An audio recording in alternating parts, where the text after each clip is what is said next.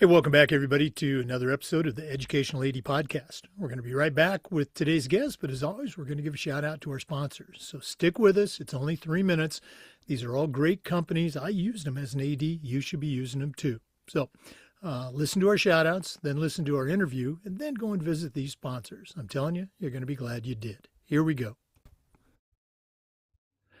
We want to say thanks to our good friends at Sideline Interactive Indoor Score Tables and Video Boards. Go to sidelineinteractive.com. Schedule a live web demo. It's a great product. You really need to check it out. That's sidelineinteractive.com. We also want to thank Huddle. As a football coach, I used Huddle for years, but as an AD, we were a Huddle school. Go to huddle.com. Join the 8 million users. Turn your school into a Huddle school. We want to thank Home Campus. Scheduling, rosters, results, facilities, you name it, Home Campus does it better than other platforms. Their eligibility and clearance platform alone is a game changer. Go to homecampus.com for more information. We want to thank Beacon Creative and Vital Signs Wall of Fame. Vital Signs has been helping schools bring their legacy to life for over a decade, but Beacon Creative takes it to a new level. I want you to email John Townsend. That's John, John, at beaconwalloffame.com to check out how Beacon Creative can take your program to the next level. We also want to thank Hometown. Hometown continues to be a game changer with their solutions that include digital ticketing, athletic website construction, fee-free fundraising. Whether you're a principal, an AD, even a coach, Hometown is going to show you how to save time, how to raise more money, and how to bring your community together. That's hometown.com. We also want to thank our good friends at Booster Hub. You know, you need boosters who can deliver results, not headaches. And Booster Hub, the #1 Booster Club software platform, does this and a lot more. Payments, meal fees, concession sales, spiritware sales, you name it. Booster Hub is going to keep your volunteer list current and allow your boosters to spend more time supporting you as fans. And isn't that what you want? Hey, go to boosterhub.com for more information. We want to thank our good friends at Ohio University and their online masters in athletic administration. Not only earn your master's degree, but you can also complete 11 NIAAA leadership training courses at no extra charge. Go to Ohio University's website, check out their online masters in athletic administration. We also want to thank Gipper. Go to Gipper.com and let their team turn you into a social media marketing guru for your athletic department. Modernize your online and on-campus marketing. Let your great work get noticed by the community and even statewide and nationwide. It's Gipper.com. And again, it's so easy, even I can do it. It's Gipper.com. We also want to thank Athletic Surveys by LifeTrack. If you've never used a survey to take the pulse of your student athletes or your coaches or your parents, you're really missing out. The team at Athletic Surveys is going to create a custom survey that lets you really connect with all of your stakeholders. That's athleticsurveys.com. And as always, don't forget to mention the podcast. Hey, welcome back, everybody, to another episode of the Educational AD Podcast. We're going up to Pennsylvania today, and our guest is Dr. Jennifer Damico. Jennifer is the Director of Athletics for the Aliquippa School District. That's in Pennsylvania, of course. Has a great background. I'm excited for her to share. She was actually on one of our Tech Tuesday segments way back in 2025, but we're glad to have her back. Jennifer, welcome to the Educational AD Podcast. Thank you, Jay. Thanks for having me back. Well, you and I were talking, it's a busy time. Actually, listeners, we're recording this on January 21st, so it's going to be very timely as you listen to it. Jennifer, we always like to let our listeners have a chance to get to know our guests. So give us your quick bio, where you were born, where you grew up. Maybe take us up through your own college days, and then we'll take a break. But what's the Jennifer Damico origin story? Okay. I was born in Pittsburgh. My family house was 8 miles outside the city, so very suburban. and I went to Woodland Hills High School, Woodland Hills School District, and my high school is uniquely famous for having a significant number of players go on to the NFL. So I thought that's a fun fact about Woodland Hills. But that's where I grew up. I did K to 12. My dad was a public school teacher, so that's where he taught. That's where I went. It was a very diverse school, very unique school. Woodland Hills was actually the last court-ordered forced merger for race in the country. Oh, wow. So I had very unique school experience. And that's where I did K to 12. So, and then I did play sports in high school. I played soccer and softball. Sports were very important at Woodland Hills, and they really used them to get the kids to, to interact with each other because Woodland Hills was 12 communities. So you may not, you grew up knowing the people around you, but then when you got to high school, you met tons of people from all these different communities. So sports was the way you made friends and you found other people that were similar to you. So I made a lot of friends playing sports. Right. Um, yeah. So, and then I went to Indiana University of Pennsylvania, where I did play softball for a little bit. And IUP, it was only like an hour from my house. So I went there. And I went there to study English education. So, I want to dive into that later, but I want to go all the way back to even before high school. The community that you described just sounds like, kind of, I don't know, that small town America maybe. What were some of your early sports experience? Was it club soccer? Was it just kicking the ball in the vacant lot with the neighbor kids? What are some of your memories of those days? yeah. Well, yeah, it was the very traditional, everybody, the soccer at like age 6, where the coach just rolls the ball out and all the kids, just chase it, in the outfield at the ballpark. So soccer was my first organized sport. To be honest, my mom tried to push me into dance, and we did that for a year. She was a cheerleader, and then somewhere along the line, my dad must have won the argument because I gave up dance and they put me in soccer. And I was fine with that. So soccer was first, and then of course followed by t-ball.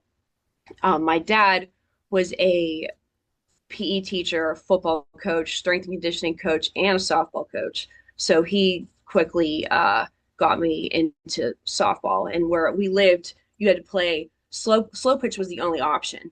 So I did play slow pitch, but he on the side taught me how to fast pitch, so that when that opportunity, it was like 7th grade, you could do fast pitch. Then I was ready for that. But yes, I did, the all the little kids sports.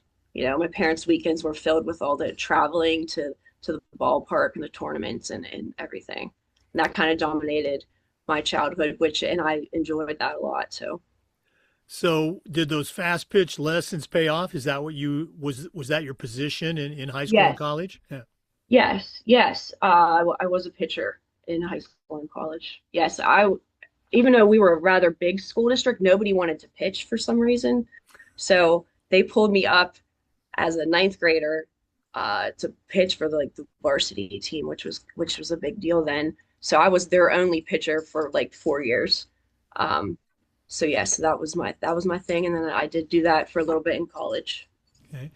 Looking back at those high school days, you'd mentioned your high school's famous for producing professional football players.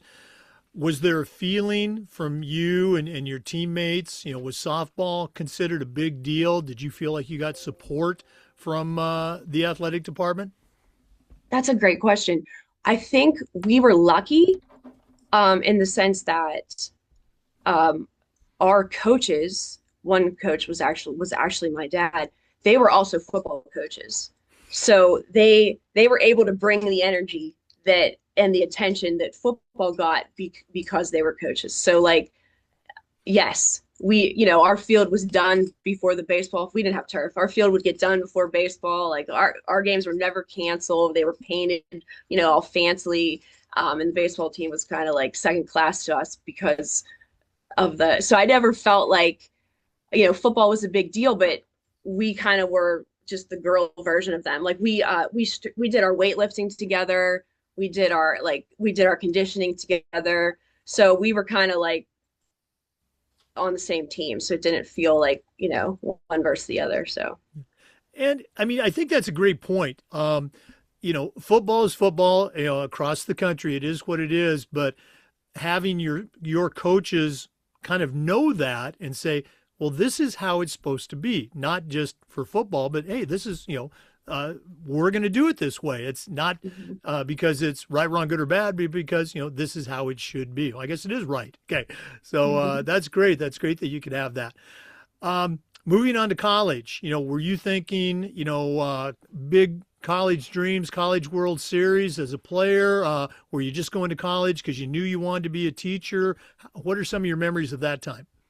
Okay. Yes. I mean, college was I about the degree for me.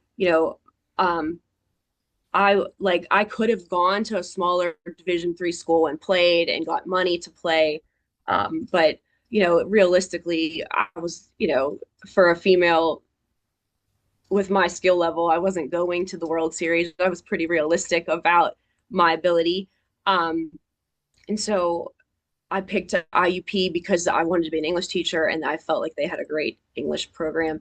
My dad was a little bit more forceful about me playing. He wanted me to play. But I did play my first year, but it wasn't the same. Like my high school team, we were very close. We, we had a lot of fun together, and you could have it in college. It felt like a job that I wasn't getting paid for. And my coach, she wasn't very academic minded, so uh, which was irritating to me. Like I was in my major, in the English major, we were very competitive, and I was the only athlete. So I didn't like missing class for games and being behind, and that irked me. So I just played my freshman year.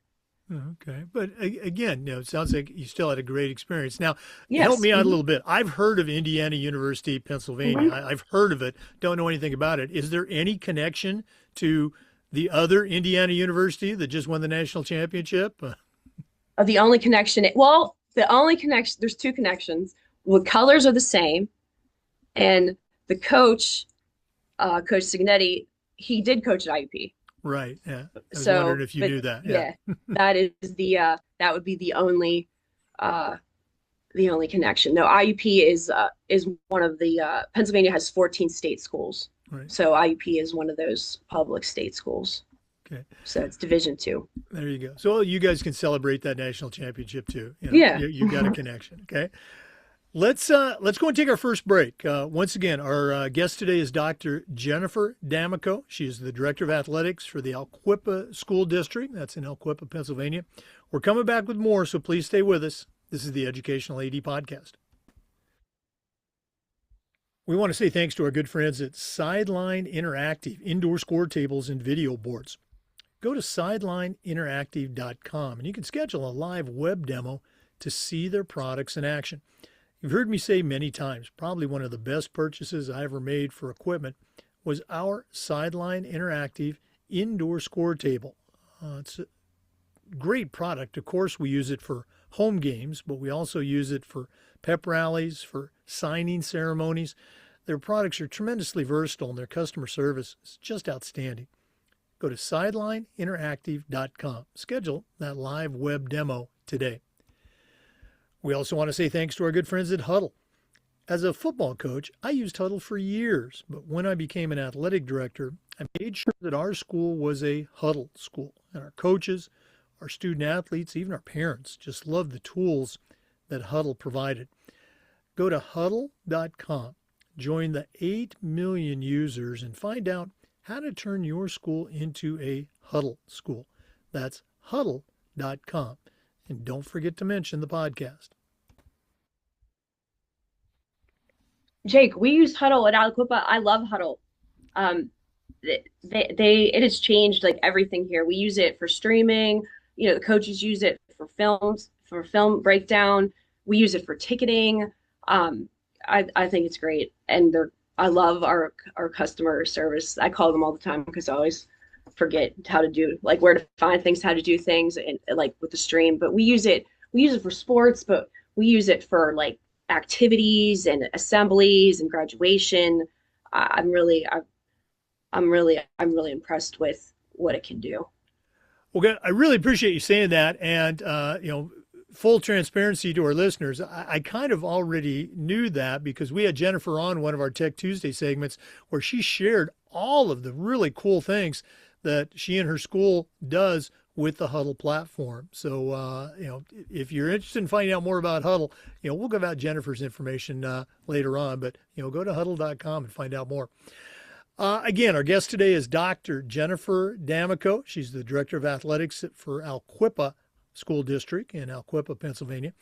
Jennifer, you took us up to your college days. Now let's talk post-college. Share, if you will, your professional journey that's now brought you to your current position at Aliquippa. Okay. Okay. Graduated from IUP with a bachelor's in English education, and I taught for a year. I got a job right out of college in Maryland, where I taught seventh grade English language arts. I was homesick though, so I came back home. My home school did hire me. Woodland Hills hired me to teach eighth grade reading. And while that, like, during that journey, I didn't think teaching was for me. I kind of like, I don't know if I had it, I don't know if it's because the kids were younger. I just felt like I was trying to teach them a skill, and there was all these other things like going on around them then I was more focused on those other things, like solving those problems. So then I got into Carnegie Mellon's literary and cultural studies program, which at the time they only had three in the country. It was a very unique program where you use literature to just look at different patterns in your culture and how they came to be. So, and I had these pipe dreams that I was going to work for the History Channel or PBI or PBS or, the Smithsonian, do writing something, but not in education.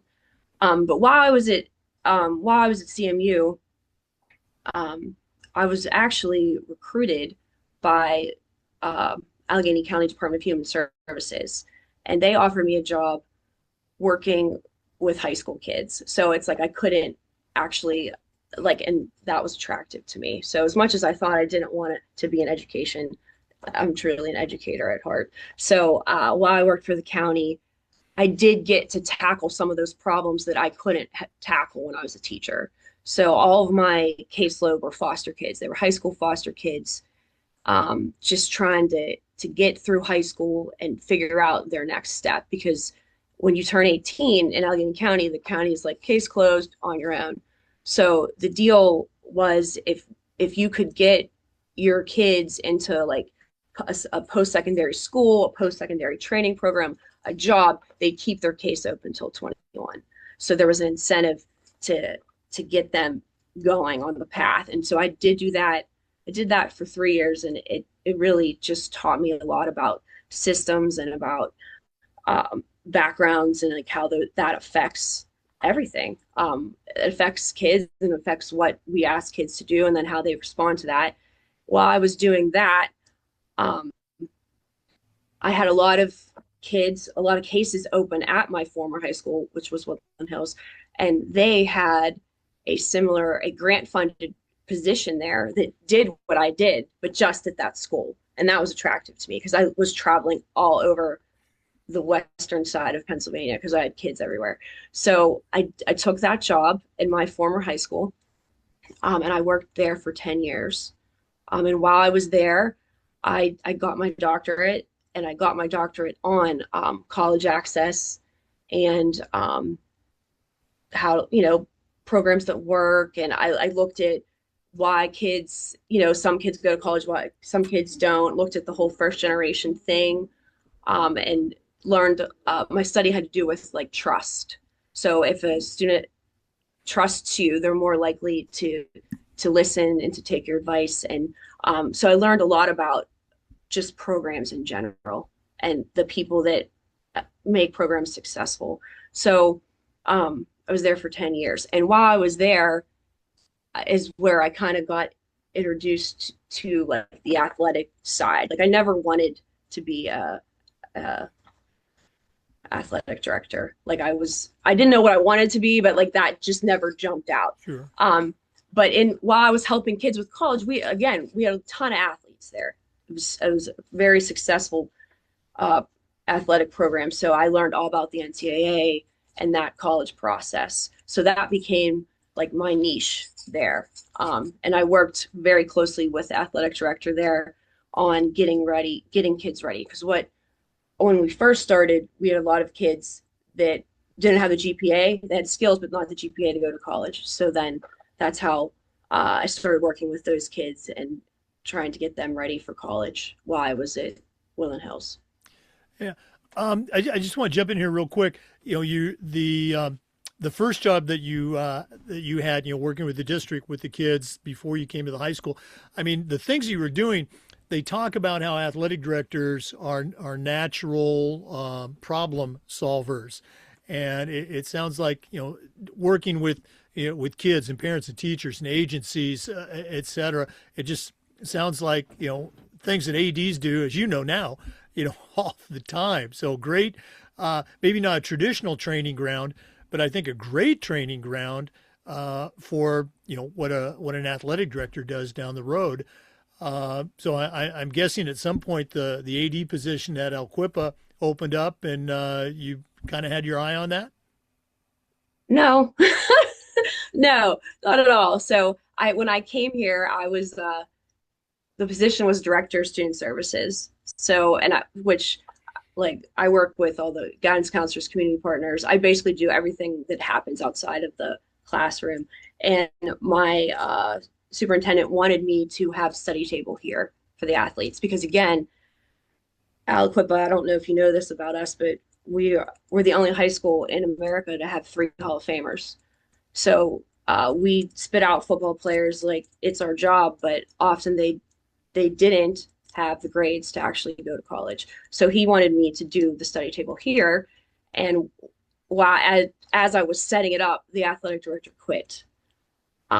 So, and I was very passionate about study table. I was very passionate about the raising the GPA requirement. And because of that, the football coach and I became friends because I supported a lot of his kids, and he actually encouraged me to apply for the job. And I felt like I was already invested in this new direction, and so then that's why I ended up taking it. So I don't want to jump the gun here because our next segment is going to be all things Aliquippa. When the football coach was encouraging you, hey, you know, Jennifer, you know, you should think about the AD position. Certainly, you weren't a stranger to, you know, athletics. You know, growing up with your dad, you know, being a college athlete, et cetera. What was it? Equal parts intriguing and maybe a little bit you know, nervous, or I'm just curious, what were your thoughts about that? um, I mean, yes, you're right. Like I always thought, like I thought about it, but I never wanted to do it. I was intrigued. I was also intrigued, like, could I do it? And do my actual job? Like, because here, we're a very small school. So this is like, it's an addition to my main position. So I was worried about time. But I was intrigued. And to be honest, I was already attending a lot of their events anyway. And I was also thinking as an administrator, you don't get to work with kids every day. But I feel like with that in the athletic director, you have an excuse to work more with kids. So it was attractive to me too. So Well, let's go and take a break so we can, you know, format wise, jump all the way into all things Aliquippa athletics. We're going to take that break. Again, our guest today is Dr. Jennifer Damico, Athletic Director, Activities Director for Aliquippa School District. We're coming back with more, so please stay with us. This is the Educational AD Podcast. We want to say thanks to our good friends at Home Campus for their support of the podcast. Home Campus is a platform that you're going to use every single day. Scheduling, rosters, results, facilities, their eligibility and clearance platform alone is a game changer. Go to homecampus.com for more information. That's homecampus.com. We also want to say thank you to Beacon Creative and Vital Signs Wall of Fame. Now, Wall of Fame has been helping schools bring their legacy to life for over a decade, but Beacon Creative takes it to a whole new level. Beacon is a content creation service where they're going to take your data, your stories, your kids, your coaches, your history, and create compelling narratives that you can then put up on your social media platforms, digitally or otherwise. I want you to reach out to John Townsend. Shoot him an email at John, John, at beaconwalloffame.com. Check him out today, Beacon Creative Wall of Fame. You're going to be glad you did. And we want to thank our great friends at Hometown. Hometown continues to be a game changer with their solutions that include things like, well, digital ticketing. They're still the number one digital ticketing provider to schools and colleges. But how about athletic website construction, fee-free fundraising? The list just goes on and on. Whether you're a principal, an athletic director, or a head coach, Hometown is going to show you how to save time, how to raise more money, and how to bring your community together. That's hometown.com. And as always, don't forget to mention the podcast. Welcome back to the Educational AD Podcast. We're visiting today with Dr. Jennifer Damico, the Activities and Athletic Director for the school district. Jennifer, you shared with our listeners, how you, got to your present job, actually kind of an add-on to an existing job, but share a little bit about the district. What are some things that you think make it a special place? Okay, Aliquippa is very small. We are 20 miles north of Pittsburgh in Beaver County. We're an old coal town, 4 square miles. So it is a depressed area of a lot of kids that would be considered socioeconomically disadvantaged. However, we have a lot of great students and a lot of great student athletes here. We're small, so we only have we have 8 sports or 8 varsity sports, 4 junior high sports. So in the fall, we offer football for the boys, junior high and high school, and high school we offer volleyball for the girls, and middle school basketball for the girls. And then in the winter, we're all basketball, boys and girls. And then in the spring, we have varsity softball, baseball, track, and this year we have flag football. So there's sports is a big deal here. About 30% of our student body participates in sports, grades 7 through 12. So it's the very popular extracurricular activity. Parents take a lot of pride in it. We have very strong feeders in basketball and football. It's Friday night. It's just what people do here. So there's a lot of pride in the community. And as I mentioned before, we have 3 Hall of Famers, Mike Dick, Ty Law, and recently Darrell Revis. To tell a kid that they're not going to the league, they just don't believe you. So as they should not, I guess. But no, we have a lot of great kids. And just this year, National Signing Day is in a couple weeks here. We have about 5 kids that are going to sign to go on this year. So, which is our goal every year is to make sure our seniors get set up somewhere. So, what else would you like to know, Jake, about Aliquippa? Well, I typically ask this question. Most of my, at least the second half of my 40-year career was in private schools. But Mm. I'm curious, what percentage of your coaches, are actually teachers or work in on campus in the building? We always talk about the importance of having, coaches in the building. What percentage do you have at Aliquippa?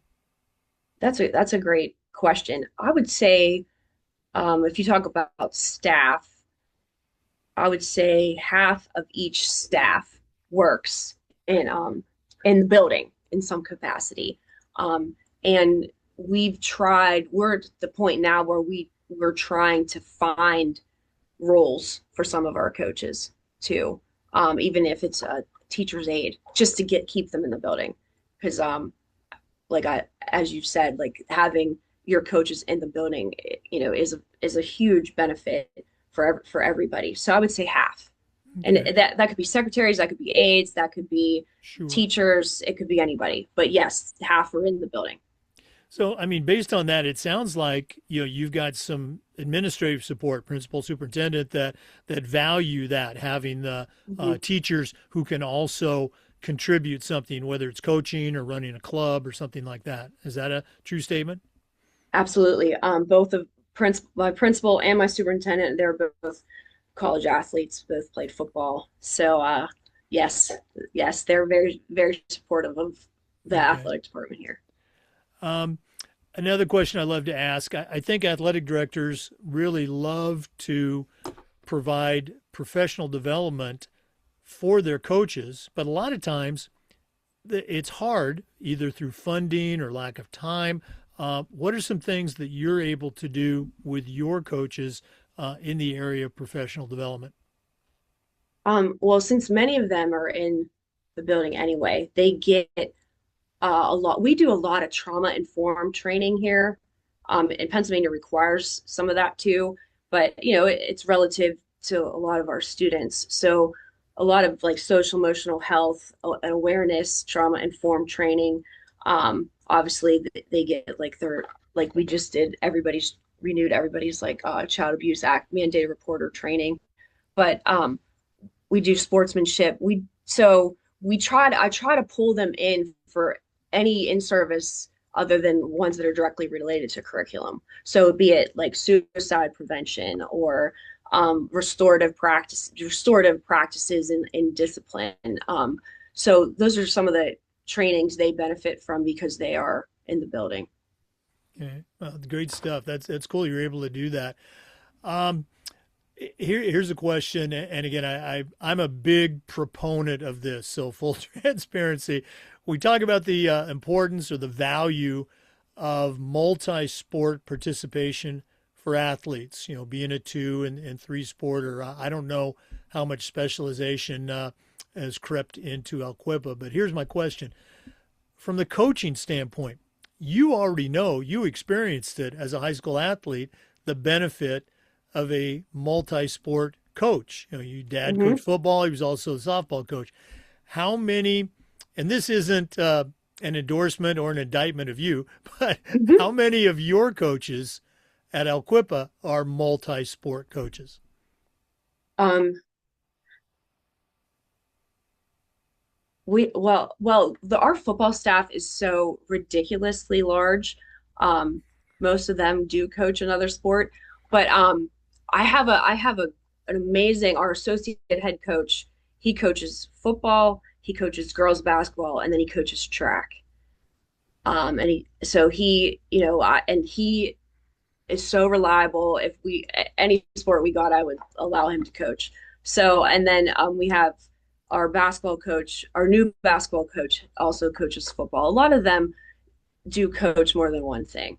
And those two actually are both employees. So it's the people that work here seem to get rope. Like once you're good at something, we rope you into other things. So No, that's a very private school practice. Is you can do this. We're going to have you do mhm, a couple more things. But again, I mean, you've known this, you've experienced this. A good coach is a good coach. A good teacher is a right. good teacher, and maybe they're not going to be a head coach in everything, which I don't think is a good idea. But Mhm. they could be that valued experienced assistant to a younger head coach that's Right. maybe just learning the ropes. But no, I'm a huge proponent of that multi-coach experience. Again, I went to high school 100 years ago, back in the 70s, at a big school, and I think we had maybe, you know, 8 or 9 total coaches. You know, the head football Okay. coach was the assistant wrestling coach and also coached track. The head basketball coach was I remember was the freshman football coach. They just all coached at least 2 and sometimes 3 sports, and we had a pretty good sports program back in the day. Um, we're going to do this at the end of the podcast, but if one of our listeners wanted to reach out, pick your brain a little bit more, and listeners, on Huddle alone, you need to talk to Dr. Jennifer Damico. But if they want to, maybe find out how you do things at Aliquippa, what's the best way that our listeners can reach out and connect with you? Um, Email is good. My email is jdamico at quipsd.org.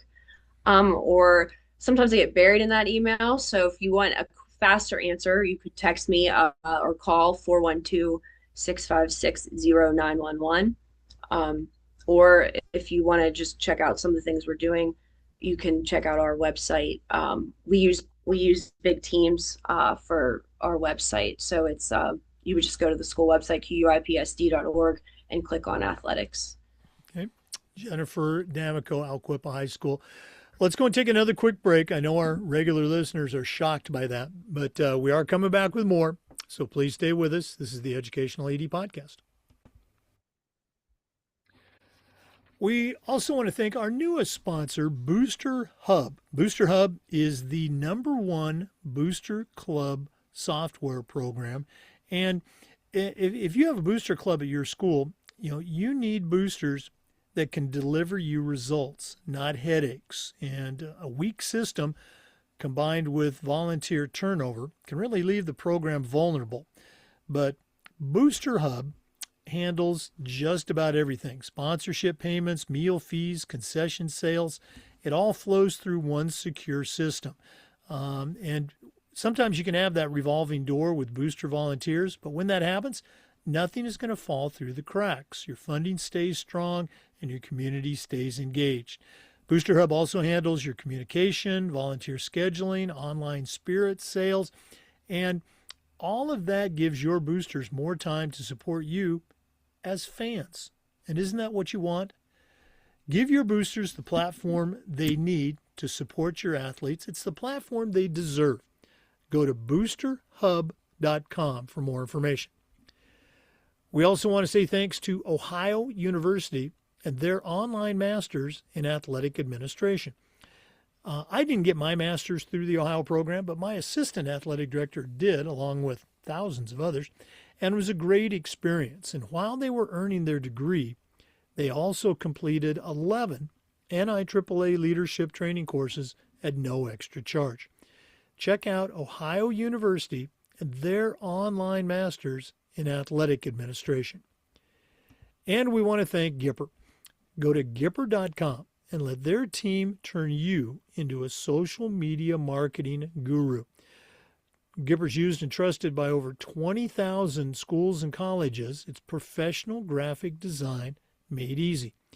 Your teams, your kids, your coaches, they're all doing great work, and don't let it go unnoticed. Access thousands of professionally designed templates that are built with your colors, your logos, your brand. Go to Gipper.com to get started. And like I always say, don't forget to mention the podcast. Welcome back, everybody, to the Educational AD Podcast. Jennifer, you and I were talking briefly during the break, and you mentioned a really cool program at your school. Could you share a little bit of that with our listeners? Sure. When I first got here, the average GPA to participate, the minimum GPA to participate was a 1.0. And here it just meant like you came to school and that was it. Like it didn't really measure much. So we had kids participating in sports and getting offers, and they couldn't do anything. or they would, figure it out senior year, but it would be too late. Their GPA would already be in the tank. So we really tackled that, and not starting off as an AD again. I was a teacher, and my doctorate is in curriculum instruction. So my natural passion is academics. So probably to the irritation of many of my coaches, but the kids' GPAs, it was just important. It was very important to me that they be students first, and that student piece be part of their identity. So we created something called After School Study Table, and um, in order to boost the kids' GPAs. So how it works is we use our weekly grades, and we run 2 lists per week. So on Thursday we run a warning list. Um, if kids aren't ineligible on that list, they have the weekend to kind of get it together. And then on Monday we run the final eligibility list. So if you're under a 2.0 instead of the 1.0, now it's a 2.0, you must sit out the full week. If you're under a 3.0, you have to attend study table 2 days a week, and every team is assigned specific days. So, and we first started this, we didn't know how the kids were going to react because they didn't really have uh, anything to compare this to. So, some people were like, they're not going to do it. They'll never be able to maintain that 2.0. Everybody's going to be in study table. And what we found is they very much rose to our expectation, to the point where the football team, I don't know how this could be good or bad, would almost tease the kids that had to attend study table. So it became, oh, you have to attend study table this week. So, they took a lot of pride in not having to attend. Right. Now, study table isn't torture. And we do offer, like, some kids genuinely need help, and they come, but we're at a point where it is rare that we have somebody ineligible, which I take a lot of pride in. And in this process, we were able to hire because we proved how valuable it is, right? Like, at the end of the year, now our kids are ready. When they get an offer, they're ready. They're proud of their transcript. They're proud of what they did. We took our athletic trainer, who's great. Again, we always give more jobs to people that are good at things here.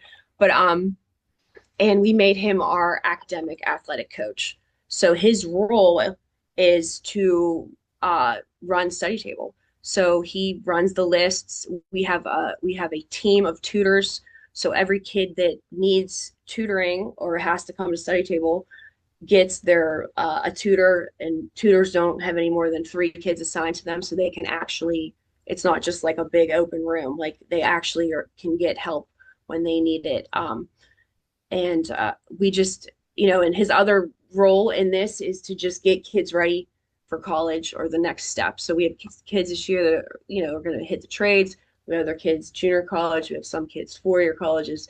So that's his role, is to kind of be like a academic coach them through this academic part of their their season. So I'm just very proud of that, and I'm very happy with the results, because at the end of the day, I don't care how many state championships they win, if they're the same place they are next year at this time. Like, we failed them. So study table and their GPA and their ability to accept offers is important. Oh, absolutely. And you mentioned when you first kind of proposed this program, there's always going to be some people that are hesitant about it. I'm going to guess that I'm guessing you probably talked to some of your coaches to say, hey, this is the goal. This is what we want to do. Are you on board with this? Did that happen? Yes, yes. And you know what? The head football coach here, he's a great guy, and he was 100% behind it, which made it an easier implementation, because he too saw the importance of that next step, them being ready to do something beyond Friday night.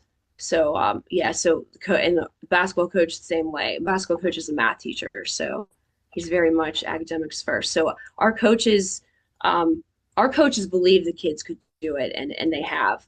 Our football team, I have a board presentation later, so I know these facts. Our football team's average GPA this year was a 3.0, and our volleyball team was like a 3.7. So, I mean, they take it very seriously, and so do our coaches, which I appreciate. So, No, one of my favorite cliches that I used for well over 20 years after I first heard it or stole it from somebody. It says, everything you see at a school, everything, it's either coached or it's allowed. Which one is it? That low GPA, not mhm, just you, but, that was being allowed. That high mhm, GPA, that's being coached. You guys are mhm. coaching that. So very, very cool. One of again, I'm taking too much time talking here. One of the best things I ever did as an AD at the last school I was at, we instituted, and again, it was talking with our administrators and our coaches. We instituted what we call the Scholar Athlete Award. We did it for middle school, we did it for high school, and we did awards all 3 seasons. But these were individual awards. They had to meet a certain threshold. It wasn't just being eligible. But we had so much positive feedback from that, and people really wanted, parents whose kids didn't get it. Well, how come my kid didn't get it? Well, they have to be at this level. And every year the numbers went up, and we handed out the awards and called the kid's name down. It was a big deal. It was the first thing we presented at every awards program. And again, I think it doubled our attendance because we were giving out more awards than just the standard MVP. Very cool stuff. Jennifer, really appreciate you coming back and sharing. Again, for our listeners, if you missed Jennifer Damico's Tech Tuesday, you need to go back to our archives and listen to it. But as far as this interview goes, we're not done yet. We always wrap up with the athletic director's toolbox. Now, Jennifer, you've certainly shown you know your way around the world of athletics. We're going to take our final break, hear from Athletic Surveys, who sponsor this segment. And when we come back, I'm going to challenge you to send out a brand new athletic director on their first job, but I'm only going to let you put 3 items in their toolbox. So let's take that break, and when we come back, we're going to see what Dr. Jennifer D'Amico puts in her new athletic director toolbox. We want to thank Athletic Surveys for sponsoring the AD Toolbox segment. At my schools, we use surveys for just about everything, for student athletes, for coaches, even for parents. And here's the cool thing, the information that would come back on these surveys, almost always over the top positive. I'm talking 98%. We still got to hear from our squeaky wheel parents, but the surveys allowed us to hear their concerns, usually address them before they turned into something big. But going back to that positive data, incredibly valuable, especially when you're visiting with a frustrated parent, sometimes with your principal, and sometimes even with your school board. Go to athleticsurveys.com. They're going to create a custom survey that lets you take the pulse of everybody in your program. That's Athletic Surveys. And guess what? Don't forget to mention the podcast. Well, it's that time of the podcast. We've been visiting today with somebody I want to call a friend of the show, Dr. Jennifer D'Amico. She's the Director of Athletics for Aliquippa School District. That's in Aliquippa, Pennsylvania. Tremendous background in athletics. But right now, I'm going to task her with sending out a brand new AD on their first job, but I'm only going to let her put 3 things in the toolbox. So, Jennifer, what 3 tools are going to go into your new athletic director toolbox? Okay. I would start with relationships. Um, you know, you have to know your coaches. You have to be accessible to them, and at all times, and be communicating with them. Not just your coaches. When you do an event, for example, like a game day, there's so many people involved, and anything could go wrong at any time. You just never know. So building relationships prior to crises, is helpful. So just being accessible, uh, and kind, and just figuring out what people's strengths are. Um, just being a human, but there's so many people involved in athletics out that you don't even think about, like your custodians, like your security, your principals, your school board, parents. So many people are involved, so it just really strengthening relationships and being accessible, and I think is a good tool to have. Oh no, you're absolutely right. I love the way you said that. Build relationships before crisis, because they're going to happen. You know they're going to happen. Okay, what else is going in your toolbox? Um, I would say systems. So, which I get better at every year. So there's um so many things you have to remember, like preseason things and things you have to do during. So I've literally created a binder for everything. And it within that binder is my system. So like a Friday night game, these are the 10 things you have to do for every game. If something happens to me on a Friday night, I could hand that binder to my principal and he could run the game because we have a system set up. Same thing for basketball, a game day system, a preseason system. Sit down with my coaches. There are things that I need, the things I have to give to the school board, things that Pennsylvania needs. Having a system for keeping track of who's giving you what, who you have to still chase down, a system for confirming games, having systems and routines, because things change quickly. Lots of information flies back and forth, and some of the you only do like Friday night, so you may only do 5 times a year. But having like a clear system and a clear routine for everything that is helpful, so you're not storing things in your head just absolutely won't work in this role. Yeah, again, we hear that mentioned. I'm not going to say frequently, but maybe often. Maybe that's a better word. And it's just so critical. I think a lot of people just rely on, well, I know what to do, or my assistant AD or my coaches know what to do. But having that binder with, here's the procedures for a home basketball game. Here's the procedures for a softball game. It's can be the difference between success and as you already mentioned, crises. So again, two great tools. What's your third tool going to be? Okay, so my third tool. So those first two weren't necessarily a surprise within the world of education, but the third one, um, maybe is, and maybe it is something too if you weren't administrator before and now you're becoming one. But remembering that you're here for the kids, but you're also here for your coaches. And remembering that your coaches are with handle your kids every day. So I always tell my coaches, like, I'm here to support you first. So, we have a lot of crazy parents that, everybody thinks their kid should start or be able to tell the coach off or get the number they want. So just I try very hard to back my coaches. If they, but I make them put what they want back first in writing, which is very important. But a lot of your job is coaching your coaches. Um, and you don't, that's something you just, especially if you're a teacher moving into the athletic director position, you don't necessarily think about that adult piece, but making sure your coaches feel supported, and that you're there for them so that they can be there for their kids is important. Two things stick out for me on that tool. The tool itself, supporting the coaches, absolutely. We're there to coach the coaches. We're there to support them. But you also use that phrase that many athletic directors use. There's a lot of crazy parents out there, and unfortunately, there are. And sometimes you got to coach those crazy parents too. But great, great tools. I love it. One more time, if one of our listeners wants to reach out, add you to their network, or just pick your brain a little bit, what's the best way our listeners can connect with Dr. Jennifer Damico? You can always email me, jdamico at quipsd.org.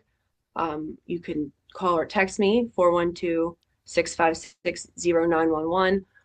You can check out some of the things we're doing on our athletic website, which is quipsd.org. Just click on the athletics tab. It'll take you right to our website. Well, Jennifer, thanks again for taking time out of your busy day, and I do mean that very busy day, to share with our listeners. All the best as 2026 continues to unfold. And we're going to get you down here to Florida, get you to our state conference, or who knows, maybe you can invite me up to your Pennsylvania conference coming up. Thank you so much, Jake. Thank you for having me. Oh, absolutely. For our listeners, we want to say thanks to you and just remind you that we upload the Zoom recordings of every interview to the Educational AD Podcast YouTube channel. We do these interviews every single week, and just about every single day, we try to share stories along with some best practices from the world of athletics. So please come back and join us again on the next episode of the Educational AD Podcast. We'll see you next time.